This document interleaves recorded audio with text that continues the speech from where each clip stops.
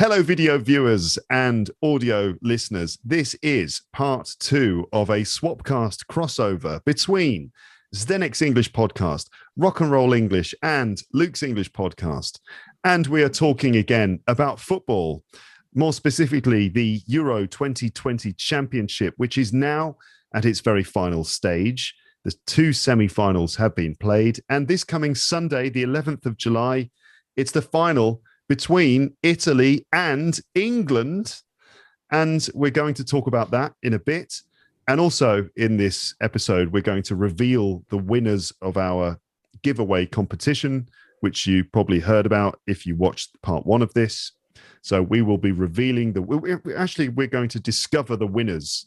We're going to do a special sort of random number generator in order to discover the winners of the competitions and stuff like that. So do we need to mention the prizes again, just to raise the excitement even further at this stage? I'm going to do it. So there are 3 lucky people stands to win free access to Zdenek's English through Role Plays English course, right? Free access to the Rock and Roll English family for 1 month. And that doesn't mean that you will have actual access to Martin's actual family. But the Rock and Roll English family is like his special learning English community, which normally, is a paid service, but 3 people can gain access to it free for a month. Exactly, says Martin, who is actually there. Hello, Martin. Yeah, good. You have agreed to give people access to your family. I have, yeah. Okay, good. And those 3 lucky people will receive 1 lovely Luke's English podcast mug signed by yours truly. That means me. So 3 people are going to receive one of these special mugs, limited edition as well. Okay, all right. So it's very exciting stuff. So with me again, we have Zdenek Lukas and Martin Johnston. We'll start with Zdenek. Hello, Zdenek. My question for you is, how are you at this moment? How do you feel at this moment, and why? Okay, hello. It's good to be back. Do you mean football-wise or Euro-wise or in general? just generally, really. But I mean, I suppose that since you are a football fan, your mood is probably very much affected by the football. So let's go with the football. Day. How do you feel football-wise at this moment? Football-wise, well, I've been enjoying this tournament. So on one hand, there have been plenty of great matches, and obviously I watched the England match yesterday. On the other hand, there's a bit of disappointment as well, because my team are already out of the tournament, so it's a mixture of emotions. A little bit jealous of you two as well, because you made it to the final, so it's coming home now, isn't it? Finally. I'm not going to sing the song, because what about you, Martin? Maybe we'll talk about this in a bit, but have you been singing It's Coming Home? Well, I mean, I've had that and World in Motion basically playing non-stop. In fact, my wife now, I think, knows the words to the John Barnes rap in World in Motion, because I've listened to that so many times. But no, I don't want to get too carried away and thinking like it's already won, because there's still a very big test to go. But I mean, even getting to the final for us English people, I mean, you've got to be older than 55 to have ever seen England in a final, and then to remember it. So my dad, for example, I think he's like 63. He can't remember when England were in the final. So it's like a new thing for a huge percentage of the population. So yeah, it's a strange feeling at the moment. Things though, England, we're all obsessed with this, and we feel like, we've been waiting so long and this must be our turn. But I mean, for the Czech Republic, I mean, I don't think the Czech Republic has ever won an international competition. Am I right in thinking that? You would be completely wrong, Luke. Because damn. Didn't they win one on penalties? Unlike you guys, we've actually won it, and Denmark have won it too. Yeah. The Euros. Yes. Okay. Well, so, when did the Czech Republic win? Sorry. 76. Was it? Is 76? That the one where the guy did the Panenka penalty? Is that? Yeah, his name was Panenka, actually. Okay, and sorry. The Panenka kick Panenka penalty kick was named after him. Yeah, I know that. Yeah. Hopefully, I'm saying it right. 1976. Okay, if it's wrong, then I think that might be right. Wait, what's the significance of the Panenka penalty? You know, when they do the than... one where it kind of like kick down the middle with like a little lob. Yeah. Hold on a minute. We've got to check. We've got to look. We've got to see this. I don't think I'm going to get a copyright strike for this. Panenka penalty, 1976. Let's have a little look at the Panenka penalty. So he's given it away. All right, Johnston, I can edit. Czechoslovakia now. Czechoslovakia. That's not the Czech Republic. You've never won an international competition. Okay, but at least we got to the final then. In 1996, we got to the final as the Czech Republic. All right then. Okay, fair enough. I'm just messing around, of course. Now let's get to the penalty, and it's a clever little penalty, is it? It's just like it's the Panenka penalty. Here we go. Here we go. You need to see it. Antonin Panenka. Oh, it's Cheeky monkey. Zetmeyer dives.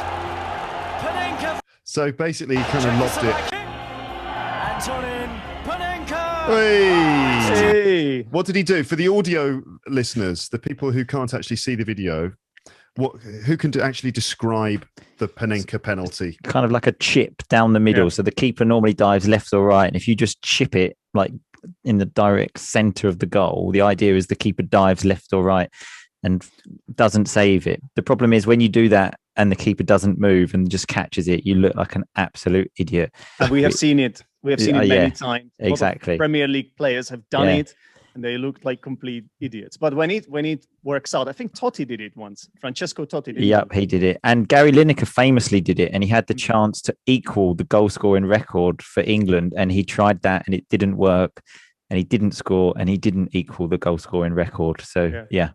It's a risky one, but if it works out, it's amazing. Yeah. It's great.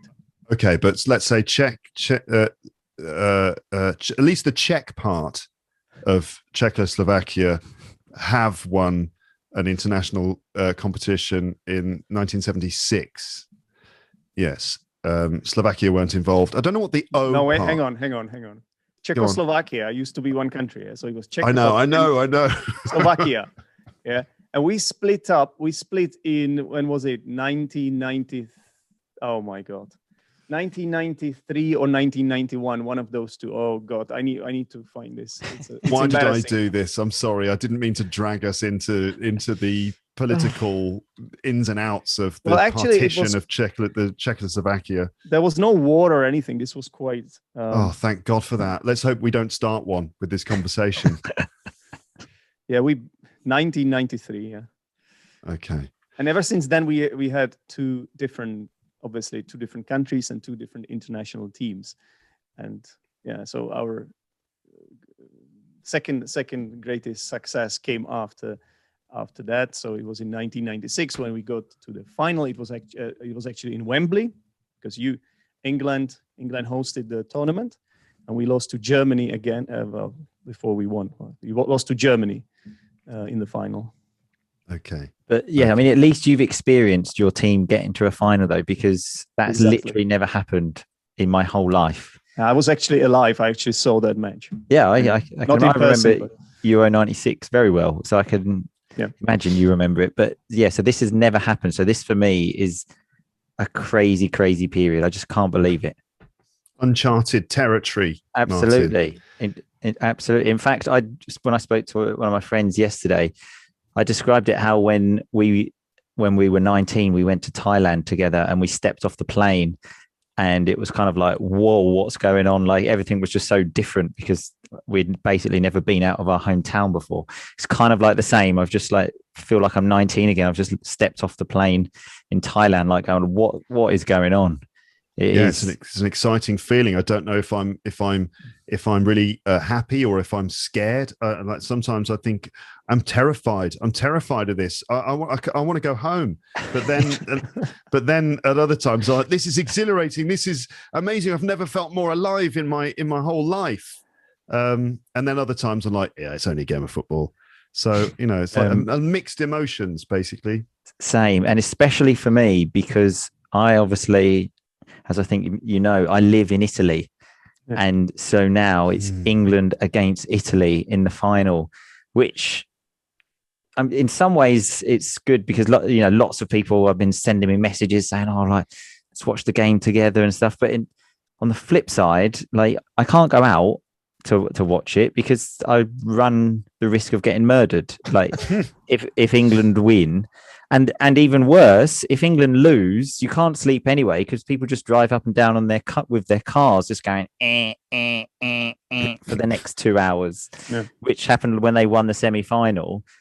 So if there's one thing I think would be like that you don't want after losing the final is having people rubbing your face in it, hitting their horns whilst you're trying to sleep. So it's going to be a difficult situation.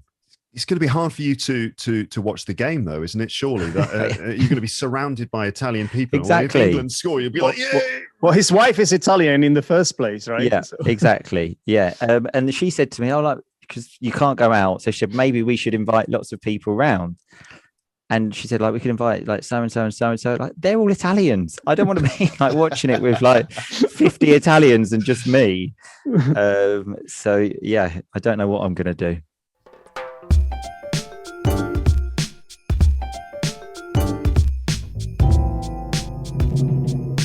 Okay, so it's now time to reveal the winners of the magnificent competition giveaway that we announced in the first part of this Euro 2020 double swapcast, triple swapcast in 2 parts.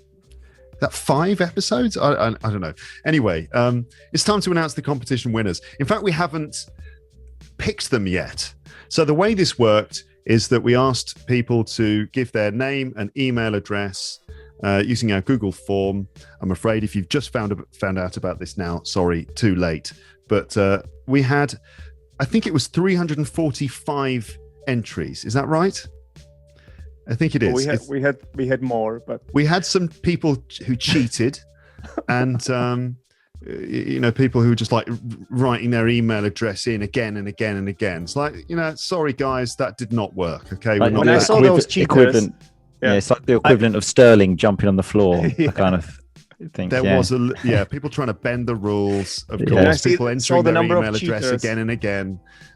We noticed. All right, so those duplicate emails have been removed. So anyway, end of the day, it's 345 entries. We need to pick 3 people randomly.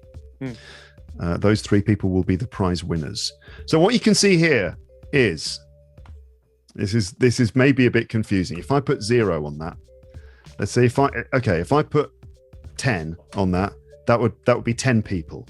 Okay, and we've got a spinning wheel with 10 numbers on it. We don't have 10 though. We've got 345, which looks like that.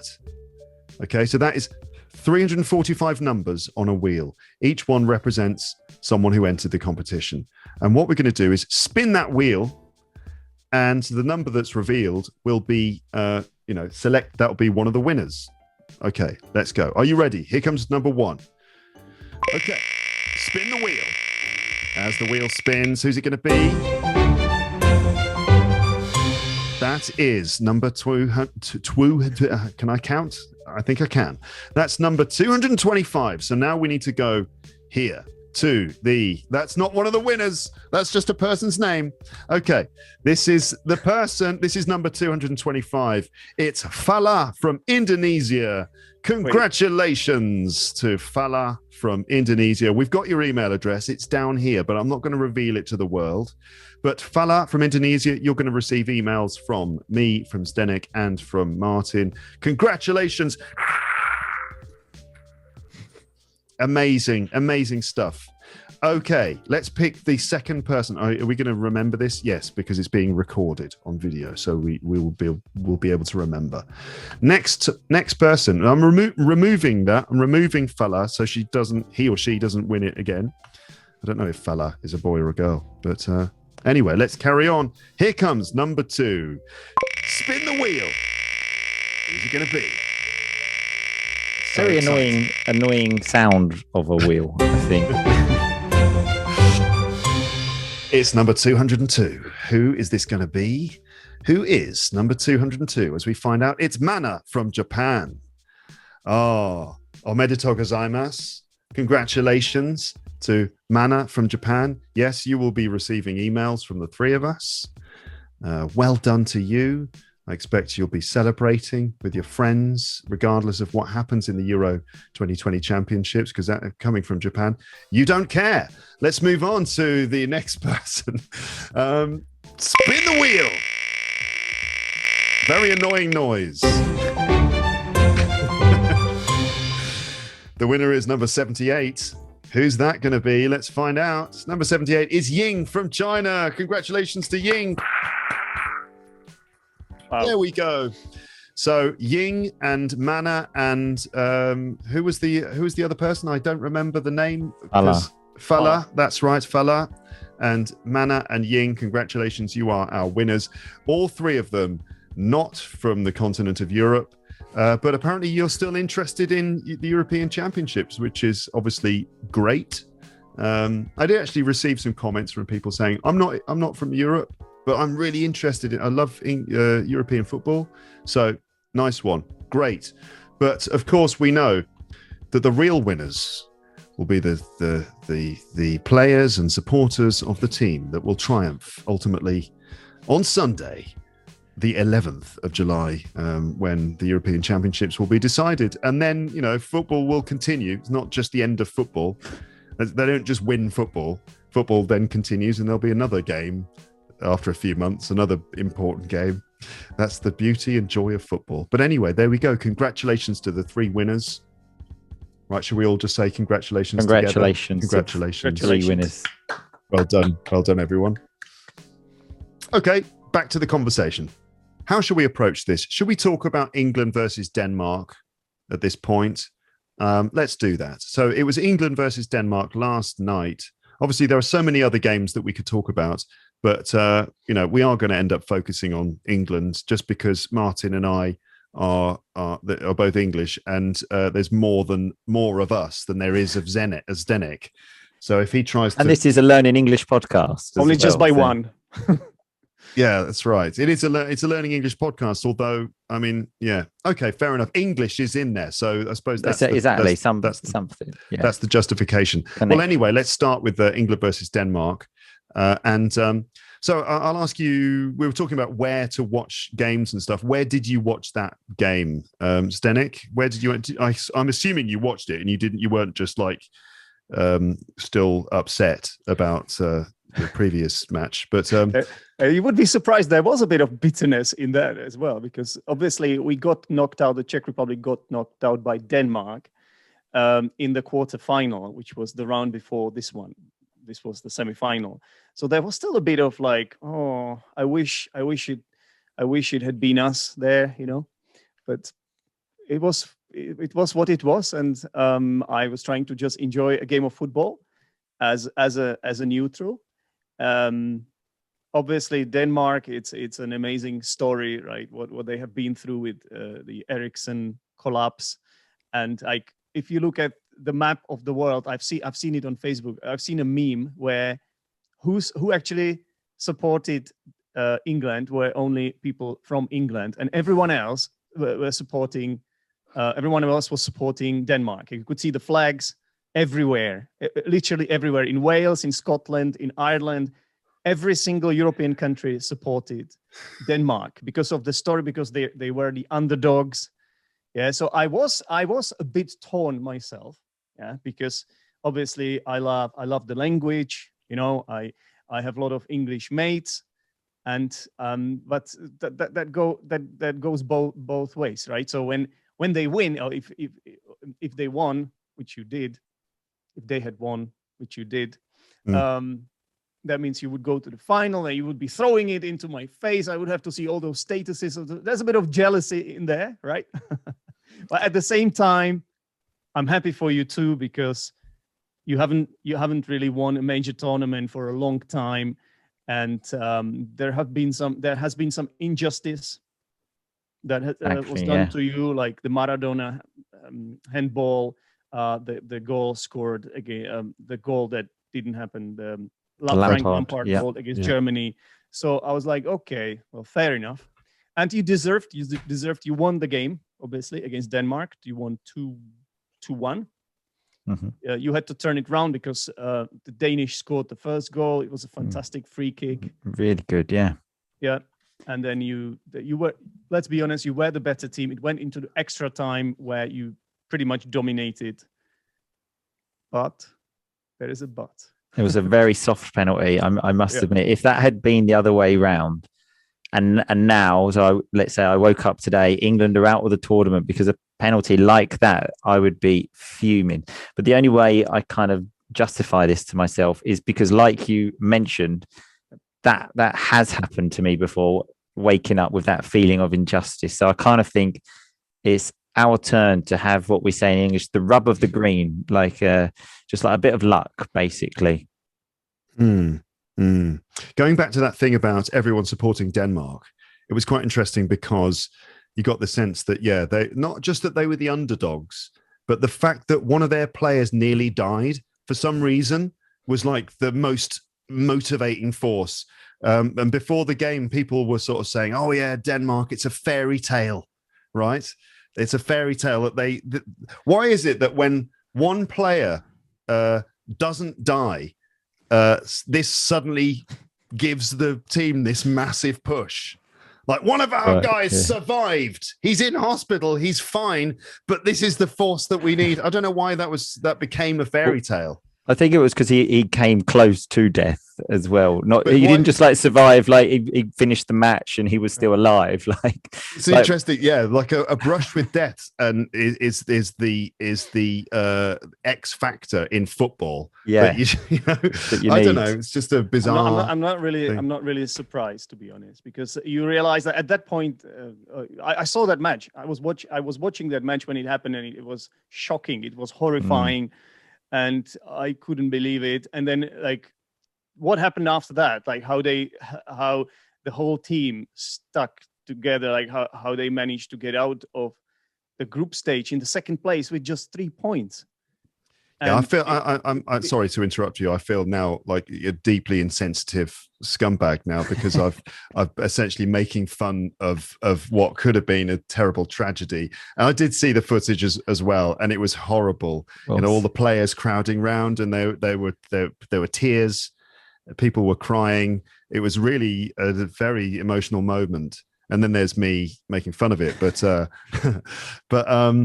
I suppose, I mean, the in football, in international competitions like this, it's not just about the quality of the players you've got on the pitch, but there is some other factor, some magical factor, which gives players motivation and drive and the desire to win, and something like that kind of emotional thing, bringing all the players together, was a huge thing. I thought it was going to make the difference. I just felt like maybe this would have meant Denmark would have been more motivated.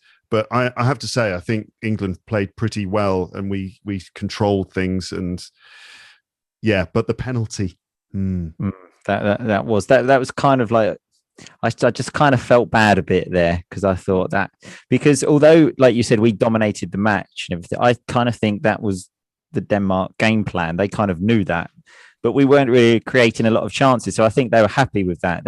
I didn't think that was like, dominating the match, like, and the ball, but not really getting that many chances. So, and I kind of thought that was probably their game plan.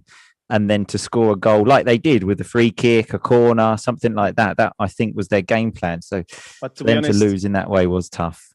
To be honest, they did look very tired, the Denmark team. You had way more energy. I think the match against the Czech Republic, it was also tough for them, because they were defending the lead. It wasn't an easy match for them. It wasn't like they beat us and dominated the whole match. It was an even game. They just scored an early goal, and so I think they have really sort of surpassed themselves. Is that an expression? They have. I think so. They surpassed themselves. It is now. No, I'm pretty sure it is. And the first goal in that game shouldn't have been a goal, should it? Because that came from a corner that wasn't a corner.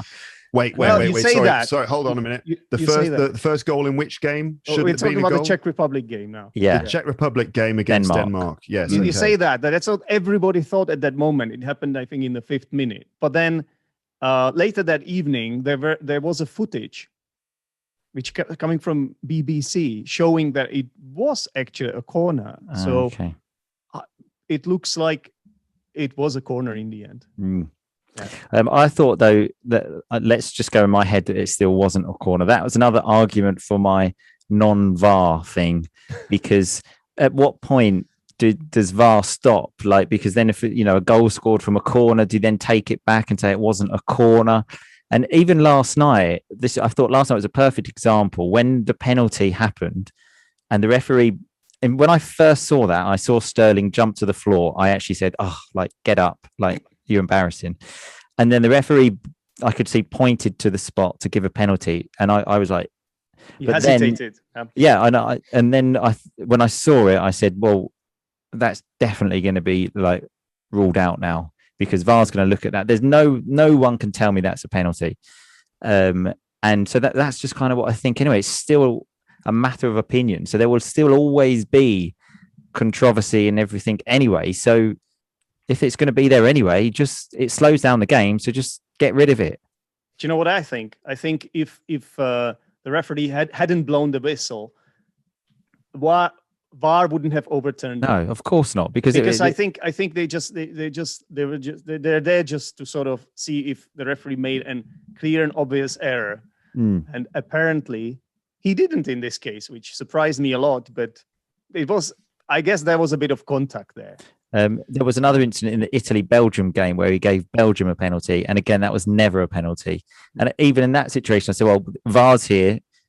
So now that's not going to be given. And it was. And you just think, well, what's the point anyway of this thing? Because there's still I think the point is that with let's say the Sterling one, England, Denmark, and we all agree, I think, that in our opinions, that's not a penalty. But then there is some grey area in how you decide when there is a foul or when there isn't a foul. And, at the heart of it, a foul is when the defender plays the player before they play the ball, or they make contact with the player without making contact with the ball. And so with the Sterling one, I mean, Sterling did a dive, right? I think. I mean, he made the most of it, right? Yeah. So I think there was contact, but he did, do that thing where both his legs suddenly came from underneath him, which is just totally ridiculous. Like, that's not how it works. It was obviously a dive. Yeah. But I think there was some contact. I think it also depends on the intensity. It's not a contact sport, right? Is it? It's not boxing. It's not it is. boxing, it is a contact. It's not if you touch someone, it's a free kick. Like if you're there and I touch you, and then it's like, oh, well, that's a free kick now. Like touching, not sexual, does happen. And sexual sometimes. You see the Germany-France game? There was some biting and stroking involved. Okay. Oh, really? Okay, well. But yeah, touching does happen. I think it depends on the intensity, and also which intensity of the touching is still sexual. The contact. Sorry, go on. And which part of the body also you make the contact with? Because if you can be kind of rougher with your shoulder, for example. Yeah, okay, it's not nothing sexual again. This is X-rated, this podcast. I don't know. I mean, we could debate it all day and all night, but the fact is that, I mean, we think that he dived and it probably wasn't a penalty, but it's very hard to make that decision, even when you got VAR backing you up or not. I think that even with VAR, you could still argue about that decision. He dived, but there may have been contact anyway. I mean, I don't know. Anyway, there's nothing that can be done about it now. Exactly. The fact is that it was a penalty. Peter Schmeichel was not Peter Schmeichel. Peter Schmeichel was amazing in having this boy who became a great goalkeeper called Kasper Schmeichel. Yeah. Kasper Schmeichel was absolutely fantastic. He was. And he saved the penalty, but then he couldn't stop it. Yeah, Luke, I'm sorry to interrupt you, but there's another piece of controversy actually. Yes, and I don't know. Yeah, laser. Yeah. Martin knows. Yeah, the laser. Somebody was pointing a laser at him, and there are images of that in the media. And there's also some more controversy that I didn't see when apparently just before the incident for the penalty, there were two balls on the pitch. Yeah, that's right. Which I didn't know. I only saw that today on the Czech TV, and the commentators. That was the first thing they said. They thought really, I didn't notice. Wait, where were the two balls? Obviously, one was on the penalty spot. Where was the other ball? No. Before when Sterling was running with the ball to get the penalty on the right hand side, there was a ball, and he went past it. Like it was like literally like 1 meter away from the other ball. And so when there are two balls on the pitch, under normal circumstances, the referee blows the whistle because it's confusing for everyone, right? So the referee blows the whistle, but he didn't, and let the play continue. And then there was I must admit though, so I didn't notice that, and I didn't see any of the players actually complaining about. So I don't think that put anyone off. Like I don't think anyone was confused of like what ball am I supposed to be going after here. So yeah, the game should have been stopped, but I don't think that the penalty was more of an injustice to me because that wasn't a penalty. Like the ball, I don't think anyone saw that, and the laser as well. Again, though, I don't think we can say it put Schmeichel off because he actually saved the penalty. Yeah. It may have helped him somehow. Yeah, maybe he was just like jumping out the way of the laser of like and then ended up saving the penalty. I'm not sure, but I mean, he did save. Danish fans did that then. I don't know. But yeah, so I think again, of all of these, the three things: the laser, the two balls, and the actual decision. But for me, the worst was the actual decision and the idiot that was like putting this laser in his face. Obviously, for me, it was the balls as well. Because the thing is, Martin, when you see two balls, you expect the referee to blow the whistle because that's normal. Yeah, I agree, but it wasn't somewhere on the line. I agree, but what I'm saying is I didn't even notice the two balls. I didn't notice anything about it until today, so the next day, and I was watching it on Italian TV. No one mentioned that, and the players didn't seem to stop. So I don't think that caused the problem. I don't think anyone was confused with the two balls. Well, in any case, what happened, and we're now looking back with hindsight. But England are through. Commiserations to Denmark, and their fairy tale has come to an end. But here we are. Where did you watch the game, though? For some reason, I'm slightly fixated on this location of viewing question. Martin, where did you actually watch this game? So I had a lot of difficulty deciding about this. I was tempted to go out and have a few beers, but I mean, I was still recovering from Saturday. And the other thing stopping me watching at home was during the Germany match, which I watched at home. I was jumping and shouting a lot, and my small daughter, who is like not even 5 months old, was crying a lot at me shouting, and I think she thought I'd like lost the plot and was going to smash the house up. So that kind of put me off. But in the end, I decided to go with home to watch it at home, just so I could be with my family to live the moment as well. So yeah, I watched it at home with the rock and roll English. I just wanted to say that. Okay, Zdenek, what about your choice this time? Yeah, obviously, for me, it was not so difficult to decide like for Martin, because this game didn't bear as much significance for me. So I watched it at home on my laptop, and I was cooking myself a dinner as well while doing so, a late dinner. Okay. But yeah, it was cool. I watched it in a local English pub, which had a combination of some English fans who were singing and cheering in the way that you would expect or hope, and some people who were wearing England shirts, but under further investigation, it turned out that they had almost no allegiance to England at all, and they were only there because someone else had asked them to come, and so on. So it was a bit of a weird one, but it's so the question I wanted to. We were talking before about the best place to watch a game. And I think I've worked it out. I think basically here it is for me. I like the atmosphere of being in a pub and the moments when people celebrate and just the general atmosphere of it. But the thing about being in a pub is, A, you drink too much and you get all hungover the next day, which I am suffering from today, I have to say, a bit, especially since we had to get the table really early. And of course, if you get there early, then you just drink even more. You could just not drink, but I mean, for some reason, this is impossible. So there's the atmosphere, but also you can't really enjoy watching the game that much. There's a lot of like the other people around all talking about other things, and it's just like really I just sort of at one point wanted to stand up and say to everyone, can everyone just shut up and just talk about the game only?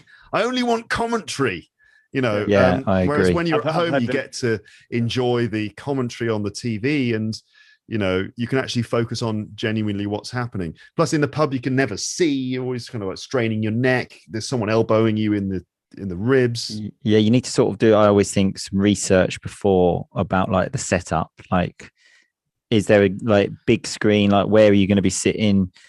Decent sound, because there's nothing worse than like when you can't hear the commentary or even just like the crowd, like you can't hear it at all.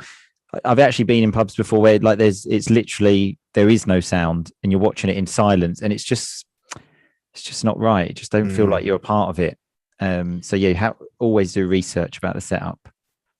It's like an operation. It's got to be planned very carefully. You've got to absolutely work out how you get in and your whole extraction, system of like how you're going to get in, get out. You need a SWAT team in order to watch a football game in a pub properly. You need to be in the SAS or something to actually do it properly. But I wanted to ask you, Martin, that you actually watched the England-Czech Republic game. Was it England-Czech Republic? No. Or Germany? Ukraine. Yeah. Okay. The last 16 match. Yeah. The last quarterfinal, my bad. Quarterfinal. Yeah. You saw the quarterfinal against Ukraine in Rome. Yeah, unbelievable. You went on a road trip to Rome. You did an episode of your podcast about it. Yeah. But can you give us the sort of like the reduced, quick version? Okay. What was that like to be there in the stadium? Unreal. Like a dream come true. I described it. Is how I described it on a podcast, which it was. I've never seen England play in a major tournament. So to be there, because I had no idea. So I watched the England-Germany game, and then I thought England were playing all of their games at Wembley. And then one of my friends said, they're playing in Rome next. And I suddenly thought, oh, hang on. Because England fans couldn't come out. And then there was something about it was tickets were only available for British citizens living in Italy. And I finally thought, an advantage of being a British citizen living in Italy. I actually called the British embassy and was quickly told that I was talking to the wrong people about getting tickets for a football match. And then I met up with a few friends in Rome, and just the atmosphere as well. I mean, probably on TV, probably didn't, I don't know, you can tell me, probably didn't look like there was a great atmosphere because there wasn't so full. But where I was, there were loads of England fans. And then England dominated the match as well, which was strange, like seeing, but not being nervous. I was waiting for like them to score a last minute goal or penalties or something like this. And then again, even after the match, because everyone was just like on cloud nine, the song, which I think we were probably singing this for about an hour after the game, which was that "Don't Take Me Home, Please Don't Take Me Home," which I think I mentioned on the podcast. When I sang that to my wife, she said, "Oh, I'm happy to see how English hooligan football fans still put the word please in their songs of like, they're just polite hooligans." So yeah, please, I want to stay here, drink all your beer, please don't take me home. And I mean, at that point as well, I was thinking, I want to stay here and drink all the beer forever. Like I don't know if I do want to go home. This is so good. And then next day woke up without a voice. And it wasn't actually a road trip, by the way. I actually took a plane because Sicily to Rome. It's an island, isn't it? Yeah. And I mean, you could drive it. It would take just a long time. Or you have the choice of paying, like, I think I paid €20 there and like €15 back Ryanair to get to Rome. So that was a better option. So yes, it was a unbelievable. But I wish I could actually put it into words of how good it actually was. But unfortunately, Martin, do I'm you not think able the to. experience would have been different had you lost? Had you Of lost course, that game? of course, Yeah. of course. It would have been totally different. There would have been no one would have been on such a high after. Yeah, I mean, I've been to other football matches, and after a win and after a loss, it's a completely different story. So, and the way we won as well, I like in style kind of thing. So then everyone was like, it was kind of like a party atmosphere. There was one point when everyone was singing like to the England manager, Southgate, give us a wave. Southgate, give us a wave. We did that for about 20 minutes. And then all he did was this after about 20 minutes. And then the place erupted. A little wave. A small like wave this, with a kind hand. of like the Queen, like the Queen. And then I just kind of thought it's a bit crazy how just a man just doing that With can his make hand. a crowd erupt. But yeah, it was just an absolutely brilliant experience. I can imagine because I've been myself to a game, a major tournament game. My team, Czech Republic, it was back in 2006. Czech Republic against Ghana in the World Cup in Germany. Wow. Yeah, I think it was in Köln. And what was the score? Did you win? Well, we lost 2-0. At that point we had that brilliant team that did so well in Euro 2004 with Milan Baros and Tomáš Rosický and of course, yeah, Pavel Nedvěd and all these brilliant players. So, but I have to say, despite losing that game, like it's a memory that will stay with me forever. Yeah, it's just amazing. Yeah, so I can relate to Martin's experience. And some of my close friends have got tickets for the final. And they bought the tickets before last night's match, and the tickets cost like more or less £1,000. And when they told me that they'd got tickets, I said, well, the only good thing is if England lose tonight, I will actually be it'll make defeat more bearable because I'll be laughing at you that you've spent £1,000 to watch Italy versus Denmark. Yes, indeed. All right. Well, what's going to happen then? What do you think? Any predictions for this final? I mean, Italy. They've been the strongest team without a shadow of a doubt, I think, in the whole tournament. The defense, yeah, they started well. I mean, they like, I think the first game was Switzerland, was it? They beat Switzerland, Turkey. I think. Turkey. Yeah. But didn't they beat Switzerland 3-0, didn't they? And then Switzerland actually turned out to be a quite good team, who then beat France and nearly beat Spain. They lost on penalties, and like Italy tore them apart. Like they started really well, so they beat Austria in the last 16, which they didn't play so well in that game. Belgium, everyone was talking about Belgium. I thought 2-1 was actually like flattered Belgium. Comfortable win, yeah.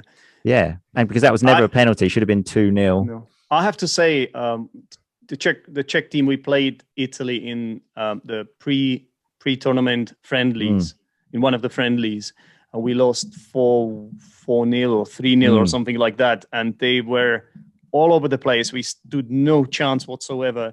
And now watching all these Italy matches, I have to agree with Martin. They look like the team that could win this tournament. I think you do have a chance, but I would say they are the favorites, not you. Yeah, I agree. I think though, so we've obviously got home advantage, which is one thing. It's massive for that too. Yeah, and I also think that we will play kind of like the Germany game England played, like a bit more defensive, but we've still got good attacking players. So when that ball goes in that area of the pitch, we can still do something. So I think we'll change the way we play, I think. Italy, classically, they've always been a great defensive team. Like, very hard to score against Italy. They say catenaccio, which is like a lockdown kind of thing. Exactly. And, England, Scotland, they kind of did a bit of lockdown then, didn't they? The Scottish. Could you say that they parked the bus? Did they do that? That's an expression listeners, viewers. To park the bus means, imagine parking a bus in front of the goal, so it's completely blocked, in a way that the team parks the bus in the sense that there are just lots of players defending the goal, and it makes it very difficult to score. But if Scotland sort of they were very, very defensive. And England just couldn't really get through, couldn't really penetrate the box. We haven't shown great ability to penetrate this so far. I think a little bit, obviously Ukraine, we scored 4 goals, but I'm not completely convinced. It's going to be very hard for England to, get the ball in the goal. The thing is, you say this, but I think this Italian team, it's not just that. Like, there is a bit of that, as you said, very well organized defense. Every player knows what they're doing, but they're a real team. Like, I agree. If you compare them, for example, with France, where it was just a team full of individuals and players with big ego, and that's why they went out deservedly beaten by Switzerland in my opinion, which was the best match of the tournament. Yeah, without a doubt. Yeah, that was amazing. Yeah. So I obviously that because I live in France, that was a big thing, and I was out watching that, and France got 3 goals. It was 3-1 to France, and I almost switched off at that point. I thought this is it. Yeah. The players switched off a bit too. Yeah. And Switzerland were really hungry; they really wanted it, and they got the impression that the French players kind of like switched off a bit. And Switzerland came back, and But I don't get this feeling with the Italian team because I don't know whether you knew these players. Some of these players like Immobile. I didn't. Yeah, I know. I didn't know them very well actually. No. And I think that's it, because they are a real team and they work like a well-oiled machine, and they just know what they're doing, and they are better than Spain for me as well, because Spain, they are just passing the ball around, and the Italian players, they have real incision, and they are ruthless in the attacking zone. And I totally agree, because if I think of years ago, the Italian team with like Totti, Del Piero, like Cannavaro, Nesta, I knew all of the players, but like you said, exactly. I know a few more because obviously I live in Italy, but there are still not quite a few players that I don't know. And they haven't got like that star. So France have got like Mbappe and like the stars. And I think this is exactly similar to England. So for example, years ago where we had like Gerrard, Lampard, Beckham, Terry, Ferdinand, like Rooney, all of these huge stars. Whilst now, obviously, like I suppose Harry Kane. Still, sort of only plays for Tottenham kind of thing. Yeah. So I don't think the same as England now. I think we play much more as a team. I've read things as well about in the past in the England team, there was like the Manchester United table, the Liverpool table, the Chelsea table, whilst now you can see they're more of a group, and like no one cares about who you play for. It's like we're a team. I can see that as well. I can see that there's a lot of togetherness, and players like sticking for each other. And I could see in that match when you were 1-0 down, how, for example, Harry Kane was a real leader and was trying to calm everyone down, and you could see like a lot of strength, a lot of mental strength. Yeah, and one thing I would say is that in this Euro, it turns out that the teams win, not individuals. That is the teams. Look at Denmark, how far they got. Look at Italy and England. I think England belongs to that category too. It's like what I said before about Denmark, that they were united by. They're obviously probably a strong team already in the sense that they work together. But what happened, I think, really did bring them all much closer together. And teamwork is what makes the dream work, isn't it? Even our team, the Czech Republic team, nobody would expect us to even get out of that group. Everybody thought it would be Scotland at our expense, and we made it, and we even beat the Netherlands in the last 16. So I forgot about that. Yeah, I was disappointed after getting knocked out by Denmark, but overall, I have to say it was a good tournament for us. Yeah. So, and again, we didn't have any stars whatsoever, no stars, just a team, just everybody sort of working. Yeah. This is the thing, football is a team. It's a game of two halves, but it's a team. It's a team sport, isn't it? And ultimately, the ones that do the best are the ones that work together as a unit, regardless of the individual stars in the team. It's the whole is greater than the sum of its parts, you know? And so when you got like Mbappe and Griezmann and, you know, all these other stars, Pogba and stuff like that, who individually have, you know, great rankings, but if you don't get them to work together, then it doesn't matter because it's about working as a unit. Absolutely. And yeah, again, in the past with the England team, I always thought it wasn't a case of like, what's the best formation to win this game or the best tactics? It was, let's try and get all of the big stars in, and then we'll just try and like put the, for example, Paul Scholes, one of our greatest players, was played on the left of midfield. Whilst now, I think Southgate makes some big, bold decisions. For example, last night, Grealish came on and he took him off, amazing, which is a big thing. But he's just like, look, I don't care. Like we're here to win this game. I'm not here to like be nice to you or anything like that. We're here to win this because we want to go to the final and we want to win. Which I love that. I love that myself. Yeah, because when Grealish is like, first of all, a substitute. He's the super sub, which is like meaning the substitute that you bring on, who is going to bring something special and great, almost like a little secret weapon or something. And Grealish is also the fans' favorite at the moment. Everyone's calling for Grealish all the time because he is exciting, he's unpredictable, and he wears his socks a little bit shorter than everyone else, and he's got a funny haircut. So, everyone loves Grealish. But I would say actually, like, he's an amazing player. He's great in Aston Villa, but the way he plays, he is one of those players that I feel like has a big ego. I hope I don't dig myself into a hole or something.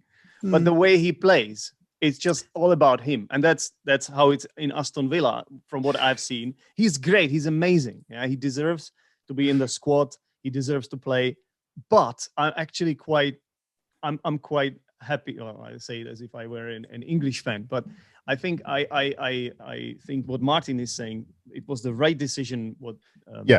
So what I was saying is just to kind of explain that, just in case there are people who aren't, you know, fully familiar with him and his role in the team, that he is the substitute. The idea for a football manager to bring on a substitute and then bring that substitute off and substitute him for someone else is kind of a confident move to make. And a lot of people would kind of say, oh, that's ridiculous. You can't substitute a substitute. This is a terrible decision. And also all the people in the crowd calling for Grealish, wanting that kind of excitement on the pitch. But Southgate made the wise decision to remove Grealish for strategic purposes, because we didn't need him on that in the team at that moment. We needed a more defensive team to hold on to our. Although I must admit as well, the game did go into extra time, so he got brought on in normal time. So, and I actually read that he played more than like most of the other subs because he was the first sub to come on, and I think he still played longer than the other one. So if we're talking minutes, but it is still always an embarrassment, and there's always like this rule in football: if you sub someone on, you can't sub them off, because it's like too embarrassing. So you just basically leave them on and hope for the best. While Southgate, it's embarrassing for the individual. It's embarrassing for the player. For the you mean?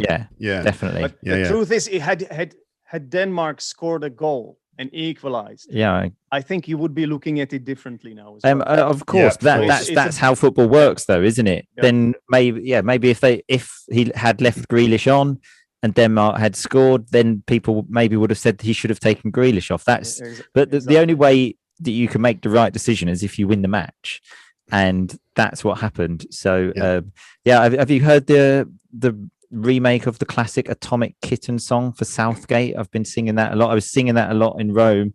That looking back at when we first met, I cannot escape and I cannot forget. Southgate, you're the one. You still turn me on. Football's coming home again. Yeah. Amazing. Atomic Kitten have actually sung that now. They actually sang that recently. I was watching it. It's brilliant. They should re-release it. It would go to number one. It would. I think they actually will. So, okay. We can't talk about this all forever. We've got to there's loads of other things we could talk about, and I would love to talk about them more. I would love, for example, to discuss whether It's Coming Home is actually a terrible song or not. I'd love to discuss whether it like English fans singing it is somehow arrogant the idea that football coming home is an arrogant thing, which people have said. I'd love to discuss all the ins and outs of that. I'd love to talk more about diving and the behavior of players on the pitch and all the other things, all the other games and teams and stuff like that. But we can't keep doing this forever. We'll just have to stop now. Yes. But it's been good fun, guys, talking to you about this. It's been a good excuse to just talk about football for a while. And I hope that our viewers and listeners have also enjoyed this. Do you have any sort of like final words or anything? What do you reckon? You put me on the spot there. I've put you on the spot completely. I'm putting you on the spot again. But I have to say, it's been a fantastic tournament, and there are some cons. Like, I don't think it should happen like this in a lot of different places. It's ridiculous. I agree. Some teams have to travel more than the others. It's just not fair and all that. But despite that, there are a lot of positives. And my final words would be, after the lockdown and the coronavirus madness, this is something that actually lifted a lot of people's spirit. Personally, I forgot about all the bad stuff that has been happening for a month. Okay. When we got knocked out, right? It's back, but I have been enjoying myself a lot, and it's what football does. It's why we all love it. Yeah, I it's like coming home. It's coming. I'm not going to do that. Martin, do you have any final words? Well, Zdenek stole my answer. I thought I was going to be the one with the philosophical answer of that it's lifted everyone's spirits, which I totally agree with. And yeah, I'm just echoing what Zdenek said. It's been a great tournament, and especially as an England fan. I mean, win or lose on Sunday, like the fact that now, after Sunday, I will have seen England in a final. For me, is a massive, massive thing. I also, as we mentioned, got to see England play a match which I wasn't expecting at all at the beginning of the tournament, which again was a absolutely unbelievable experience. So yeah, whatever happens on Sunday, like this, I will look back at this in the same ways I kind of look back at like Euro 96, like a great period of my life. Because of football, because that's what it can do. So yeah, whatever happens, it's been a great tournament. So do you think if you win, Luke, do you think that Gareth Southgate, your manager, will get knighted? Oh, without a doubt. Sorry to answer that, but without a doubt. Oh God, yeah, of course, he's going to get knighted. Yeah, I wonder if anyone else will. Depends what happens in the final, but yeah, if we win, yeah, he's bound to get knighted. He's bound to get knighted and brought into the whole honours system in some way. Yeah, I'm sure. I mean, I'm still waiting for David Beckham. Like, let's just get it over and done with now. Everyone knows it's going to be. Every time the camera goes to him, I just think, God, that man is so cool. You can't give someone a knighthood for just looking good in a suit. I think you can, but when you look as good as him, I think you can. But no, he's just a great guy as well. Like, he's all I mean, when there was the Olympics bid. Wait a minute. You can't give a knighthood to someone who's just a great guy. Well, I mean, my mate Steve is a great guy. He's not being given a knighthood. How good does he look in a suit, though? Because Bex is a great guy, looks great in a suit. And I mean, he has done lots of other things as well. I just want to quickly mention, actually, during the Germany game, there was David Beckham next to Ed Sheeran. And David Beckham just looks and Ed, it was just I actually thought if I was Ed Sheeran, I would have just said, you know what, I'm just going to sit somewhere else, actually, because I don't want to be like me next to you. To be honest, it was a bit like a little clip from Lord of the Rings for a moment, like when they're in Rivendell. It looked like an elf standing next to a dwarf or troll or something. Like David Beckham's this beautiful elf, just light shining off his skin. And then there's little ginger Ed Sheeran. He's like a little hobbit or something. It's just wonderful. I agree. Yeah. All right. Well, gentlemen, let's just hope for a good, entertaining game. Exactly. May the best team win. Yep. Exactly. All right then, guys. Thanks a lot for this, and speak to you both soon in some way. Speak to you soon. Cheers, everyone. Bye-bye. Goodbye. Bye. Bye. Bye. Bye. Bye.